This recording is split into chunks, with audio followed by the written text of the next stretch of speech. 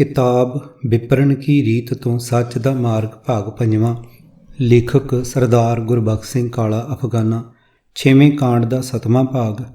साध संगत गुरमुखां दी चरण धूड़। आवाज़ गुरजंट सिंह रूपोवाली। वाहिगुरू जी का खालसा वाहिगुरू जी की फतेह।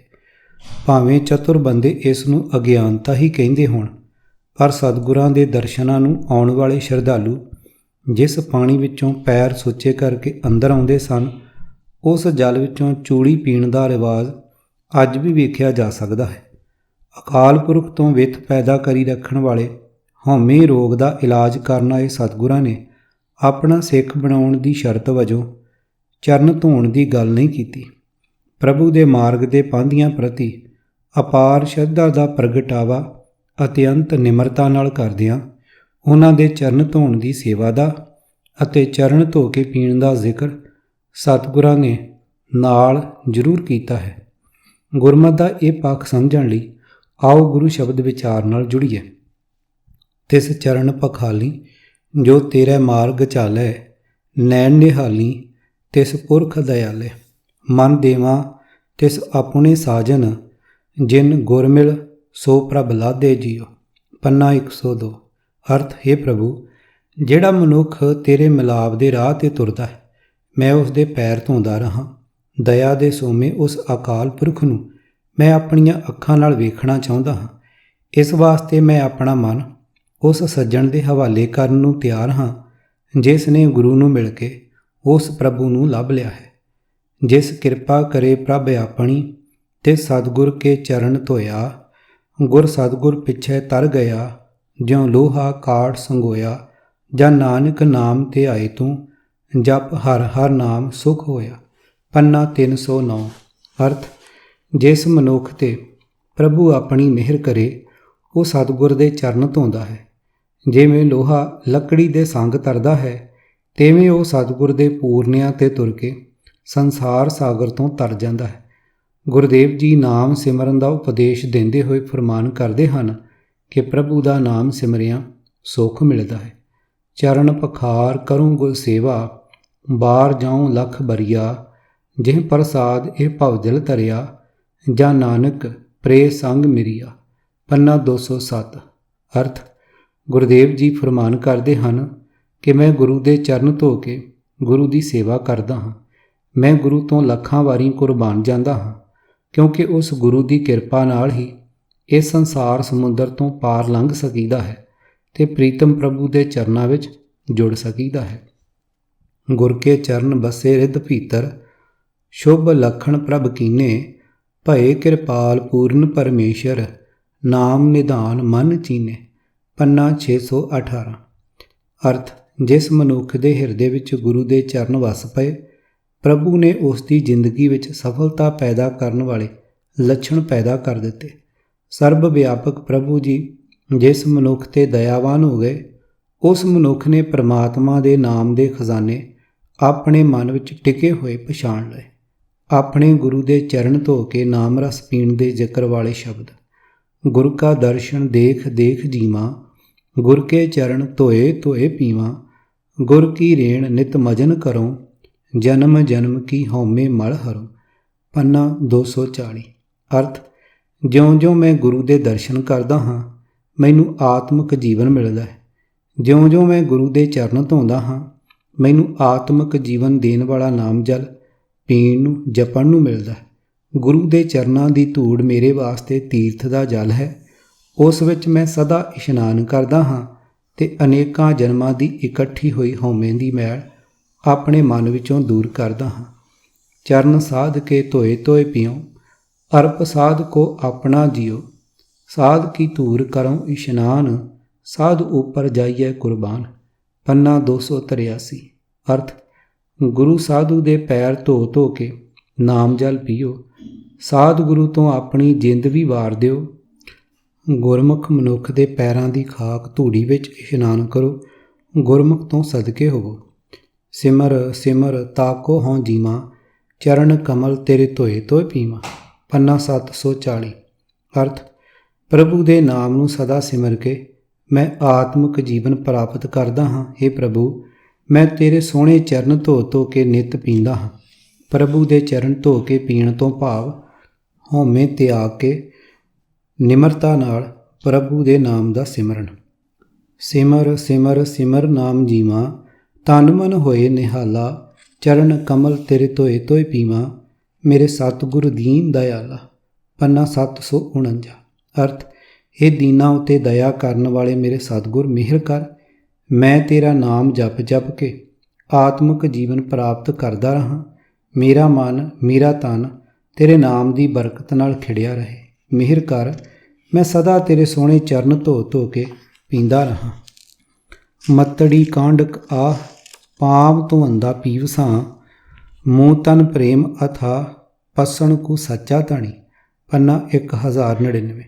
ਅਰਥ, ਸਦਾ ਕਾਇਮ ਰਹਿਣ ਵਾਲੇ ਮਾਲਕ ਦਾ ਦਰਸ਼ਨ ਕਰਨ ਵਾਸਤੇ ਮੇਰੇ ਹਿਰਦੇ ਵਿੱਚ ਅਥਾਹ ਪ੍ਰੇਮ ਹੈ, ਪਰ ਮੇਰੀ ਖੋਟੀ ਮੱਤ ਦਰਸ਼ਨ ਦੇ ਰਸਤੇ ਵਿੱਚ ਰੋਕ ਪਾਉਂਦੀ ਹੈ।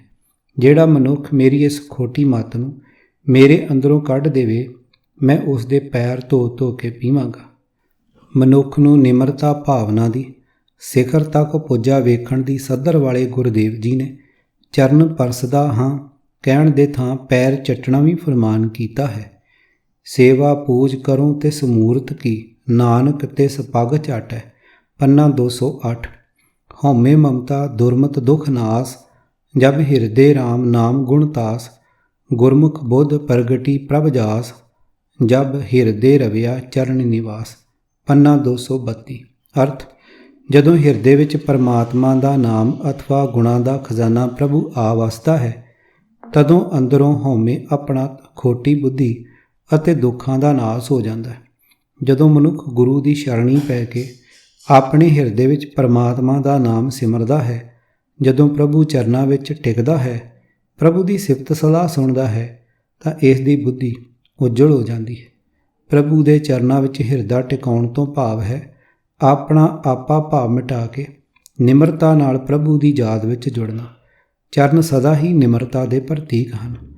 ਧੱਦਾ ਧੂਰ ਪੁਨੀਤ ਤੇਰੇ ਜਨੂਆ, ਧਨ ਤੇਉ ਜਿਹ ਰੁਚ ਇਹ ਮਨੂਆ।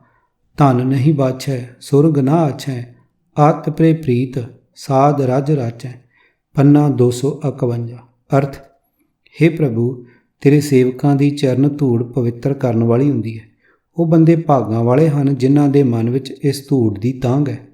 ਅਜਿਹੇ ਮਨੁੱਖ ਇਸ ਚਰਨ ਧੂੜ ਦੇ ਟਾਕਰੇ ਤੇ ਦੁਨੀਆ ਵਾਲਾ ਧਨ ਨਹੀਂ ਲੋੜਦੇ, ਸੁਰਗ ਦੀ ਤਾਂਘ ਨਹੀਂ ਰੱਖਦੇ। ਉਹ ਤਾਂ ਆਪਣੇ ਪਿਆਰੇ ਪ੍ਰਭੂ ਦੀ ਪ੍ਰੀਤ ਵਿੱਚ ਅਤੇ ਗੁਰਮੁਖਾਂ ਦੀ ਚਰਨ ਧੂੜ ਵਿੱਚ ਹੀ ਮਸਤ ਹਨ।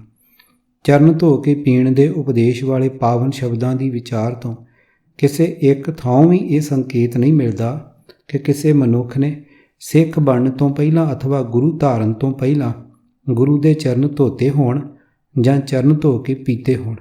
ਕਿਸੇ ਨੂੰ ਆਪਣਾ ਸਿੱਖ ਅਥਵਾ ਸ਼ਿਸ਼ ਬਣਾਉਣ ਲਈ ਵਿਖਾਵੇ ਵਾਲੇ ਕਰਮ ਵਿੱਚ ਪੈਣ ਵਾਲੇ ਸੰਸਾਰੀ ਗੁਰੂ ਹੁੰਦੇ ਹਨ। ਅਜਿਹੇ ਗੁਰੂ ਤੋਂ ਪ੍ਰਾਪਤ ਹੋਏ ਗਿਆਨ ਦੀ ਸਹਾਇਤਾ ਨਾਲ ਕੇਵਲ ਸਮਾਜ ਵਿੱਚ ਇੱਜ਼ਤ ਮਾਣ ਮਿਲ ਸਕਦਾ ਹੈ। ਕੇਵਲ ਲੋਕਾਂ ਵਿੱਚ ਤਾਂ ਭਾਵੇਂ ਵਾਹ ਖੱਟੀ ਜਾ ਸਕਦੀ ਹੋਵੇ, ਪਰ ਪਰਲੋਕ ਵਿੱਚ ਨਹੀਂ ਸੌਰਦਾ। ਪੈਰ ਧੋ ਕੇ ਪੀਣ ਜਿਹੇ ਵਿਖਾਵੇ ਵਾਲੇ ਕਿਸੇ ਵੀ ਕਰਮ ਨਾਲ ਲੋਕਾਂ ਦੀਆਂ ਨਜ਼ਰਾਂ ਵਿੱਚ ਗੁਰੂ ਵਾਲਾ ਬਣਨ ਨਾਲ ਵਿਕਾਰਾਂ ਦੀ ਮੈਲ ਤੋਂ ਖਲਾਸੀ ਹੋਣ ਦੇ ਥਾਂ ਸਗੋਂ ਮਨ ਵਿੱਚ ਹਉਮੈ ਰੋਗ ਆ ਡੇਰਾ ਲਾਉਂਦਾ ਹੈ। ਮੈਂ ਨਿਰਗੁਰਿਆਂ ਨਾਲੋਂ ਸ੍ਰੇਸ਼ਟ ਹੋ ਗਿਆ ਹਾਂ। ਵਿਕਾਰਾਂ ਦੀ ਫੌਜ 'ਤੇ ਪੂਰਨ ਜਿੱਤ ਪ੍ਰਾਪਤ ਕਰ ਚੁੱਕਿਆ ਪੂਰਨ ਸਤਿਗੁਰੂ ਕਿਸੇ ਨੂੰ ਆਪਣਾ ਸਿੱਖ ਬਣਾਉਣ ਲਈ ਕਿਸੇ ਵਿਖਾਵੇ ਵਾਲੀ ਰਸਮ ਵਿੱਚ ਪੈਣ ਦੀ ਵਿਚਾਰ ਤੋਂ ਨਿਰਲੇਪ ਹੁੰਦਾ ਹੈ ਅਤੇ ਕਿਸੇ ਦੀ ਕਾਇਆ ਕਲਪ ਕਰਨ ਲੱਗਾ ਜ਼ਰਾ ਵੀ ਢਿੱਲ ਨਹੀਂ ਲਾਉਂਦਾ।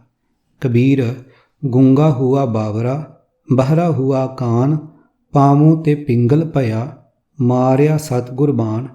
ਕਬੀਰ ਸਤਿਗੁਰ ਸੂਰਮੇ, ਬਾਹਿਆ ਬਾਣ ਜੋ ਏਕ, ਲਾਗਤ ਹੀ ਭੋਏ ਗਿਰ ਭਰਿਆ, ਪਰਾ ਕਰੇਜੇ ਛੇਕ। ਪੰਨਾ 1374। ਜਦ ਮਨੁੱਖ ਦਾ ਮਨ ਕਿਸੇ ਨੂੰ ਗੁਰੂ ਮੰਨ ਲੈਂਦਾ ਹੈ ਤਾਂ ਬਾਹਰ ਸਰੀਰ ਤੇ ਗੁਰਸਿੱਖੀ ਆਪਣੇ ਆਪ ਪ੍ਰਗਟ ਹੋ ਜਾਂਦੀ ਹੈ।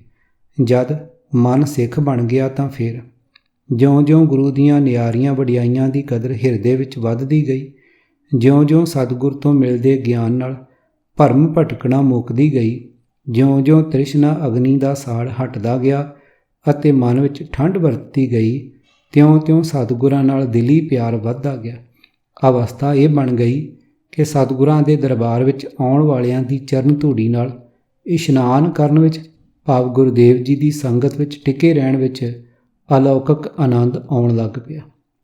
ਦਿਲ ਦੀ ਲੋਚਨਾ ਇਹ ਬਣ ਜਾਂਦੀ ਹੈ ਕਿ ਜਿਸ ਦੀਆਂ ਮਿਹਰਾਂ ਦੀ ਬਾਰਿਸ਼ ਨਾਲ ਹਰ ਪਾਸੇ ਠੰਡ ਵਰਤ ਰਹੀ ਹੈ, ਅਜਿਹੇ ਸਮਰੱਥ ਗੁਰੂ ਦੀ ਸੇਵਾ ਕਰਦਾ ਹੋਇਆ ਨਾ ਕਦੇ ਮੈਂ ਥੱਕਾਂ ਤੇ ਨਾ ਹੀ ਕਦੇ ਅੱਕਾਂ। ਸਤਿਗੁਰ ਜੀ ਦੀ ਬਖਸ਼ਿਸ਼ ਨਾਲ ਅੱਖੀਆਂ ਹੁਣ ਹਰ ਥਾਂ ਪ੍ਰਭੂ ਪ੍ਰੀਤਮ ਦੇ ਦਰਸ਼ਨ ਕਰਨ ਗਿੱਝ ਗਈਆਂ ਹਨ। ਜਿਸ ਗੁਰੂ ਦੀ ਕਿਰਪਾ ਨਾਲ ਆਪਣੇ ਆਪੇ ਦੀ ਅਸਲੀਅਤ ਦਾ ਗਿਆਨ ਹੋ ਜਾਣ ਨਾਲ ਹਉਮੈ ਅਗਨੀ ਸ਼ਾਂਤ ਹੋ ਗਈ ਹੈ, ਦਿਲ ਕਰਦਾ ਹੈ ਅਜਿਹੇ ਪੂਰਨ ਪੁਰਖ ਸਤਿਗੁਰ ਦੇ ਚਰਨ ਧੋ ਧੋ ਕੇ ਪੀ ਲਵਾਂ। ਨਿਮਰਤਾ ਭਰੇ ਡੂੰਘੇ ਪਿਆਰ ਦੇ ਇਸ ਪਵਿੱਤਰ ਜਜ਼ਬੇ ਨੂੰ ਕਰਮਕਾਂਡੀ ਰੰਗਤ ਦੇਣੀ ਵਿਪਰਨ ਕੀ ਰੀਤ ਹੈ। ਗੁਰੂ ਵਾਲਾ ਬਣਨ ਦੀ ਨਿਸ਼ਾਨੀ ਨਿਰੀ ਬਾਹਰੀ ਡਿੱਠ ਹੀ ਨਹੀਂ, ਸਗੋਂ ਉਹਨਾਂ ਅੱਖੀਆਂ ਦਾ ਮਾਲਕ ਬਣਨਾ ਹੁੰਦਾ ਹੈ ਜੋ ਹਰ ਥਾਂ ਸੱਚੇ ਸੱਜਣ ਦੇ ਦੀਦਾਰ ਕਰਨ ਗਿੱਝ ਜਾਣ। ਡਿੱਠਾ ਹੱਬ ਮੰਜਾ ਖਾਲੀ ਕੋਏ ਨਾ ਜਾਣੀਐ, ਤੈਂ ਸਖੀ ਭਾਗ ਮਥਾਂ ਜਿਨੀ ਮੇਰਾ ਸੱਜਣ ਰਾਵਿਆ। ਪੰਨਾ 1097। ਸਾਂਝੀ ਵਾਲਤਾ ਵਾਲੀ ਗੱਲ ਉਸੇ ਵੇਲੇ ਖਤਮ ਹੋ ਜਾਂਦੀ ਹੈ ਜਦੋਂ ਇਹ ਕਿਹਾ ਜਾਵੇ ਕਿ ਗੁਰੂ ਵਾਲਾ ਬਣਨ ਲਈ ਕੋਈ ਸ਼ਰਤ ਪੂਰੀ ਕਰਨੀ ਪੈਂਦੀ ਹੈ। ਸੋ ਅਜਿਹੀਆਂ ਸ਼ਰਤਾਂ ਲਾਉਣ ਵਾਲੇ ਡੇਰਾਦਾਰ ਜਾਂ ਡੇਰੇਦਾਰਾਂ ਦੇ ਚੇਲੇ ਗੁਰੂ ਨਾਨਕ ਸਾਹਿਬ ਜੀ ਦੇ ਸਾਂਝੀ ਵਾਲਤਾ ਵਾਲੇ ਗੁਰਬਾਣੀ ਸ਼ਬਦਾਂ ਨੂੰ ਵਿਅਰਥ ਬਣਾ ਦੇਣ ਦਾ ਬੱਜਰ ਪਾਪ ਕਰ ਰਹੇ ਹਨ। ਜਿਨ ਜਾਣਿਆ ਸੇਈ ਤਰੇ, ਸੇ ਸੂਰੇ ਸੇ ਵੀਰ, ਨਾਨਕ ਤਿਨ ਬਲਹਾਰਣੇ, ਹਰ ਜਪ ਉਤਰੇ ਤੀਰ। ਪੰਨਾ 929। ਗੁਰਮਤਿ ਦੀ ਘੋਰ ਖੰਡਨਾ। ਗੁਰਮਤਿ ਗਿਆਨ ਦੀ ਪ੍ਰਾਪਤੀ ਕਿਸੇ ਕਰਮਕਾਂਡੀ ਸ਼ਰਤ ਨਾਲ ਹੋ ਸਕਣ ਦੀ ਗੱਲ ਕਰਨੀ ਕਿ ਕਿਤੇ ਗੁਰਮਤਿ ਦੀ ਘੋਰ ਖੰਡਨਾ ਕਰਨ ਦਾ ਪਾਪ ਤਾਂ ਨਹੀਂ ਹੈ। ਭਰਮ ਦੀ ਉਪਜ ਸਾਰੀਆਂ ਕਰਮਕਾਂਡੀ ਬੰਦਸ਼ਾਂ ਨੂੰ ਤੋੜਨ ਆਏ ਮਨ ਭਾਣੇ ਗੁਰੂ ਨਾਨਕ ਜੀ ਨੇ ਸਿੱਖੀ ਦੀ ਬਖਸ਼ਿਸ਼ ਕਰਨ ਤੋਂ ਪਹਿਲਾਂ ਚਰਨ ਧੋ ਕੇ ਪਿਲਾਉਣ ਵਾਲੀ ਜਾਂ ਵਿਖਾਵੇ ਵਾਲੀ ਹੋਰ ਕੋਈ ਵੀ ਭਰਮ ਬੰਦਸ਼ ਕਿਉਂ ਲਾਉਣੀ ਸੀ। ਸੰਸਾਰ ਵਿੱਚ ਗੁਰਮਤਿ ਗਿਆਨ ਦੇ ਪ੍ਰਚਾਰ ਦਾ ਖੁੱਲ੍ਹਾ ਛੱਟਾ ਦੇਣ ਲਈ ਸਤਿਗੁਰਾਂ ਦਾ ਫਰਮਾਨ ਹੈ, ਗੁਰੂ ਸਿੱਖ, ਸਿੱਖ ਗੁਰੂ ਹੈ, ਏਕੋ ਗੁਰ ਉਪਦੇਸ਼ ਚਲਾਏ। ਪੰਨਾ 444। ਭਾਵ ਪ੍ਰੇਮ ਦੀ ਬਰਕਤ ਸਦਕਾ ਸਿੱਖ ਆਪਣੇ ਗੁਰੂ ਨਾਲ ਇੱਕ ਰੂਪ ਹੋ ਜਾਂਦਾ ਹੈ, ਭਾਵ ਸਿੱਖ ਗੁਰੂ ਵਿੱਚ ਲੀਨ ਹੋ ਜਾਂਦਾ ਹੈ। ਫਿਰ ਸਿੱਖ ਵੀ ਗੁਰੂ ਵਾਲੇ ਉਪਦੇਸ਼ ਦੀ ਲੜੀ ਨੂੰ ਅਗਾਂਹ ਤੋਰਦਾ ਰਹਿੰਦਾ ਹੈ। ਸੂਝਵਾਨ ਸਿੱਖ ਗੁਰੂ ਦੇ ਗਿਆਨ ਦਾ ਪ੍ਰਚਾਰਕ ਤਾਂ ਬਣ ਜਾਂਦਾ ਹੈ, ਪਰ ਉਹ ਕਿਸੇ ਦਾ ਗੁਰੂ ਨਹੀਂ ਬਣ ਬੈਠਦਾ। ਬਾਬਾ ਬੁੱਢਾ ਜੀ ਤੋਂ ਲੈ ਕੇ ਅਜਿੱਤਾ ਰੰਝਾਵਾ ਜੀ, ਭਾਈ ਮਨਸੁਖ, ਭਾਈ ਸੱਜਣ ਅਤੇ ਗੁਰੂ ਨਾਨਕ ਸਾਹਿਬ ਜੀ ਦੇ ਵਰਸਾਏ ਹੋਏ ਹੋਰ ਬੇਅੰਤ ਸੂਝਵਾਨ ਗੁਰਸਿੱਖ, ਫਿਰ ਬੇਅੰਤ ਮਸੰਦ ਭਾਈ ਗੁਰਦਾਸ ਜੀ, ਭਾਈ ਬਿਧੀ ਚੰਦ ਜੀ ਆਦਿ ਕਈਆਂ ਗੁਰਮੁਖਾਂ ਨੇ ਦੇਸ਼ ਦੇਸ਼ਾਂਤਰਾਂ ਵਿੱਚ ਸਿੱਖੀ ਫੈਲਾਉਣੀ ਸਤਿਗੁਰਾਂ ਦੀ ਸੱਚੀ ਸੇਵਾ ਮੰਨੀ ਹੋਈ ਸੀ। ਜਿਸ ਨੇ ਵੀ ਗੁਰੂ ਨਾਨਕ ਸਾਹਿਬ ਜੀ ਦਾ ਗਿਆਨ ਸਮਝਣਾ ਆਰੰਭ ਕਰ ਦਿੱਤਾ, ਉਹੀ ਗੁਰੂ ਨਾਨਕ ਦਾ ਸਿੱਖ ਬਣਦਾ ਗਿਆ। ਤਦੇ ਹੀ ਤਾਂ ਗੁਰੂ ਨਾਨਕ ਨਾਮ ਲੇਵਾ ਸਿੱਖਾਂ ਦੀ ਗਿਣਤੀ 2 ਕਰੋੜ ਤੋਂ ਟੱਪ ਖਲੋਤੀ ਸੀ। ਪ੍ਰਚਲਿਤ ਬ੍ਰਾਹਮਣੀ ਪਰੰਪਰਾ ਅਨੁਸਾਰ ਕਿਸੇ ਗੁਰੂ ਤੋਂ ਗਿਆਨ ਦੀ ਪ੍ਰਾਪਤੀ ਦਾ ਸ੍ਰੀ ਗਣੇਸ਼ ਕਰਨ ਤੋਂ ਪਹਿਲਾਂ ਗੁਰੂ ਚੇਲੇ ਦਾ ਸੰਬੰਧ ਸਥਾਪਿਤ ਕਰਨ ਵਾਲੀਆਂ ਸਾਰੀਆਂ ਫਾਰਮੈਲਿਟੀਜ਼ ਪੂਰੀਆਂ ਕਰ ਲੈਣੀਆਂ ਜ਼ਰੂਰੀ ਸਨ। ਸਤਿਗੁਰਾਂ ਦੇ ਨਿਵਾਜੇ ਗੁਰਮੁਖ ਧਰਮ ਪ੍ਰਚਾਰਕ ਗੁਰੂ ਚਰਨਾਂ ਦਾ ਚਰਨਾਮ੍ਰਿਤ ਆਪਣੇ ਨਾਲ ਤਾਂ ਨਹੀਂ ਸਨ ਚੁੱਕੀ ਫਿਰਦੇ, ਜੋ ਗੁਰੂ ਨਾਨਕ ਜੀ ਦੇ ਗਿਆਨ ਦੀ ਬਖਸ਼ਿਸ਼ ਕਰਨ ਤੋਂ ਪਹਿਲਾਂ ਚਰਨਾਮ੍ਰਿਤ ਪਿਲਾ ਲੈਂਦੇ ਹੋਣਗੇ। ਇਹ ਸ਼ੋਸ਼ਾ ਵੀ ਕਿਤੋਂ ਨਹੀਂ ਸੁਣਿਆ ਕਿ ਸਤਿਗੁਰਾਂ ਦੇ ਚਰਨਾਂ ਦੇ ਭੌਰੇ ਉਹ ਵਿਦਵਾਨ ਗੁਰਮੁਖ ਆਪਣਾ ਹੀ ਚਰਨ ਧੋ ਕੇ ਪਿਲਾ ਕੇ ਬੁੱਤਾ ਸਾਰ ਲੈਂਦੇ ਸਨ। ਈਸਾਈ ਧਰਮ ਦੇ ਪ੍ਰਚਾਰ ਦੀ ਸੇਵਾ ਕਰਨ ਵਾਲੇ ਘਰ ਘਰ ਜਾ ਕੇ ਆਪਣੇ ਲੋਕਾਂ ਨੂੰ ਗਿਰਜੇ ਆਉਣ ਲਈ ਤਿਆਰ ਕਰਦੇ ਫਿਰਦੇ ਹਨ। ਨਵੀਂ ਕਿਸਮ ਦੇ ਸਿੰਘਾਂ ਨੇ ਉਹਨਾਂ ਨੂੰ ਹੀ ਅਸਿੱਖ ਕਹਿਣਾ ਆਰੰਭ ਕੀਤਾ ਹੋਇਆ, ਜਿਨ੍ਹਾਂ ਨੇ ਕਈ ਪੀੜ੍ਹੀਆਂ ਤੋਂ ਗੁਰੂ ਨਾਨਕ ਜੀ ਨੂੰ ਆਪਣਾ ਇਸ਼ਟ ਮੰਨਿਆ ਹੋਇਆ। ਗੁਰਸਿੱਖਾਂ ਨੇ ਸਿੱਖੀ ਦੇ ਨਿਆਰੇ ਗਿਆਨ ਨੂੰ ਅਥਵਾ ਸਿੱਖੀ ਦੇ ਨਿਆਰੇ ਸਿਧਾਂਤ ਨੂੰ ਦੁਨੀਆ ਦੇ ਹੋਰ ਧਰਮਾਂ ਵਿੱਚ ਤਾਂ ਕੀ ਵੰਡਣਾ ਹੈ। ਡੇਰਾਵਾਦ ਦੇ ਇਹਨਾਂ ਚੇਲਿਆਂ ਨੇ ਉਲਟਾ ਸਿੱਖੀ ਪ੍ਰਚਾਰ ਦਾ ਘੇਰਾ ਸੁੰਗੇੜੀ ਜਾਣ 'ਤੇ ਲੱਕ ਬੱਧਾ ਹੈ। ਇਸ ਵਿੱਚ ਕਿਸੇ ਸ਼ੱਕ ਦੀ ਕੋਈ ਗੁੰਜਾਇਸ਼ ਨਹੀਂ ਹੈ ਕਿ ਖੰਡੇ ਬਾਟੇ ਦਾ ਅੰਮ੍ਰਿਤ ਛਕਣਾ ਸਾਰੇ ਗੁਰਸਿੱਖਾਂ ਲਈ ਅਤਿਅੰਤ ਜ਼ਰੂਰੀ ਹੈ। ਪਰ ਇਸ ਤੋਂ ਪਹਿਲਾਂ ਗੁਰੂ ਗ੍ਰੰਥ ਸਾਹਿਬ ਜੀ ਦੇ ਗਿਆਨ ਤੋਂ ਜਾਣੂ ਹੋਣਾ ਅਥਵਾ ਗੁਰਮਤਿ ਸਿਧਾਂਤ ਨੂੰ ਸਮਝ ਲੈਣਾ ਅਤੇ ਗੁਰੂ ਦੀ ਮੱਤ 'ਤੇ ਤੁਰ ਕੇ ਆਪਣੀ ਜੀਵਨ ਜੁਗਤ ਸਵਾਰੀ ਰੱਖਣ ਦੀ ਸੱਧਰ ਬਣਾ ਲੈਣੀ ਉਸ ਤੋਂ ਵੀ ਕਿਤੇ ਵੱਧ ਜ਼ਰੂਰੀ ਹੈ। ਸੋ ਚਰਣਾਮ੍ਰਿਤ ਪਿਲਾਉਣ ਅਥਵਾ ਖੰਡੇ ਬਾਟੇ ਦਾ ਅੰਮ੍ਰਿਤ ਪਾਨ ਕਰਾਉਣ ਵਾਲੀ ਲਕੀਰ ਕਦੋਂ ਪਾਰ ਕਰਨੀ ਹੋਵੇਗੀ? ਗੁਰੂ ਦਾ ਗਿਆਨ ਸਮਝਣਾ ਆਰੰਭ ਕਰਨ ਤੋਂ ਪਹਿਲਾਂ ਕਿ ਜਾਂ ਪੂਰੀ ਸੂਝ-ਬੂਝ ਨਾਲ ਅੰਮ੍ਰਿਤ ਦੀ ਮਹੱਤਤਾ ਨੂੰ ਸਮਝ ਕੇ ਦਿਲੀ ਸੱਧਰ ਅਤੇ ਉਮੰਗ ਨਾਲ ਅੰਮ੍ਰਿਤ ਅਭਲਾਖੀ ਬਣ ਜਾਣ ਦੇ ਉਪਰੰਤ ਮਿੱਠੇ ਬਚਨ ਅਤੇ ਨਿਮਰਤਾ ਮਨੁੱਖ ਦੇ ਗੁਣਾਂ ਅਤੇ ਚੰਗਿਆਈਆਂ ਦਾ ਨਿਚੋੜ ਹੈ। ਮਿੱਠਤ ਨੀਵੀਂ ਨਾਨਕਾ ਗੁਣ ਚੰਗਿਆਈਆਂ ਤਤ, ਪੰਨਾ 470। ਇਹ ਮਹਾਨ ਗੁਣ ਆਪਣੇ ਸਿੱਖ ਦੇ ਆਚਰਣ ਵਿੱਚ ਦ੍ਰਿੜ ਕਰ ਦੇਣ ਲਈ ਸਤਿਗੁਰਾਂ ਨੇ ਨਿਮਰਤਾ ਨੂੰ ਹੀ ਚਰਣਾਮ੍ਰਿਤ ਫੁਰਮਾਨ ਕਰ ਦਿੱਤਾ। ਸ੍ਰੀ ਰਾਮਚੰਦਰ ਜੀ ਆਪਣੀ ਪਤਨੀ ਸੀਤਾ ਜੀ ਅਤੇ ਭਰਾਤਾ ਲਕਸ਼ਮਣ ਜੀ ਸਮੇਤ ਜਿਸ ਰਿਖੀ ਦੇ ਡੇਰੇ ਗਏ ਆਪਣੇ ਚਰਨ ਸੁੱਚੇ ਕਰਦੇ ਰਾਮਾਇਣ ਮੂਵੀ ਵਿੱਚ ਦਰਸਾਏ ਹੋਏ ਹਨ। ਸੋ ਪੈਰ ਸੁੱਚੇ ਕਰਕੇ ਰਿਸ਼ੀਆਂ ਦੇ ਆਸ਼ਰਮ ਵਿੱਚ ਬੈਠਣ ਦਾ ਰਿਵਾਜ਼ ਬ੍ਰਾਹਮਣੀ ਦੇਣ ਹੈ। ਗੁਰੂ ਦਰਸ਼ਨਾਂ ਨੂੰ ਆਏ ਸ਼ਰਧਾਵਾਨਾਂ ਨੇ ਗੁਰੂ ਸੰਗਤ ਵਿੱਚ ਬੈਠਣ ਤੋਂ ਪਹਿਲਾਂ ਪੈਰ ਧੋ ਕੇ ਸਾਫ਼ ਕਰ ਲੈਣ ਦੀ ਮਰਜ਼ਾਦਾ ਆਰੰਭ ਕਰ ਲਈ। ਜਿਸ ਪਾਣੀ ਵਿੱਚ ਸੰਗਤਾਂ ਪੈਰ ਸਾਫ਼ ਕਰਕੇ ਗੁਰੂ ਦਰਬਾਰ ਵਿੱਚ ਪ੍ਰਵੇਸ਼ ਕਰਦੀਆਂ ਹਨ, ਇਤਿਹਾਸਕ ਗੁਰਦੁਆਰਿਆਂ ਦੇ ਦਰਸ਼ਨਾਂ ਨੂੰ ਆਏ ਸ਼ਰਧਾਲੂ ਪੈਰ ਧੋਣ ਲਈ ਬਣੇ ਚੁਬੱਚੇ ਦੇ ਜਲ ਵਿੱਚੋਂ, ਚਰਣਾਮ੍ਰਿਤ ਸਮਝੇ ਜਾ ਰਹੇ ਜਲ ਵਿੱਚੋਂ ਚੂੜੇ ਪੀਂਦੇ ਅੱਜ ਵੀ ਵੇਖੇ ਜਾ ਸਕਦੇ ਹਨ। ਪਰ ਸਿੱਖ ਬਣਾਉਣ ਲਈ ਪੈਰ ਧੋ ਕੇ ਪਿਲਾਉਣ ਵਾਲੀ ਕਰਮਕਾਂਡੀ ਗੱਲ ਗੁਰੂ ਨਾਨਕ ਜੀ ਦੇ ਪਾਵਨ ਪਵਿੱਤਰ ਨਾਮਣੇ ਨਾਲ ਜੋੜਨੀ ਵਿਪਰਨ ਕੀ ਰੀਤ ਦੇ ਧਾਰਨੀ ਬਣਨ ਦਾ ਉਪਦੇਸ਼ ਹੈ। ਮਿਸ਼ਟ ਬਚਨ ਬੇਨਤੀ ਕਰੋ ਦੀਨ ਕੀ ਨਿਆਈ, ਤਜ ਅਭਮਾਨ ਸ਼ਰਣੀ ਪਰੋਂ ਹਰ ਗੁਣ ਨਿਧ ਪਾਈ, ਪੰਨਾ 745। ਕਿਤਾਬ ਵਿਪਰਨ ਕੀ ਰੀਤ ਤੋਂ ਸੱਚ ਦਾ ਮਾਰਗ ਭਾਗ 5ਵਾਂ। ਲੇਖਕ ਸਰਦਾਰ ਗੁਰਬਖਸ਼ ਸਿੰਘ ਕਾਲਾ ਅਫਗਾਨਾ। 6ਵੇਂ ਕਾਂਡ ਦਾ 7ਵਾਂ ਭਾਗ। ਆਵਾਜ਼ ਗੁਰਜੰਟ ਸਿੰਘ ਰੂਪੋਵਾਲੀ। ਵਾਹਿਗੁਰੂ ਜੀ ਕਾ ਖਾਲਸਾ, ਵਾਹਿਗੁਰੂ ਜੀ ਕੀ ਫਤਿਹ।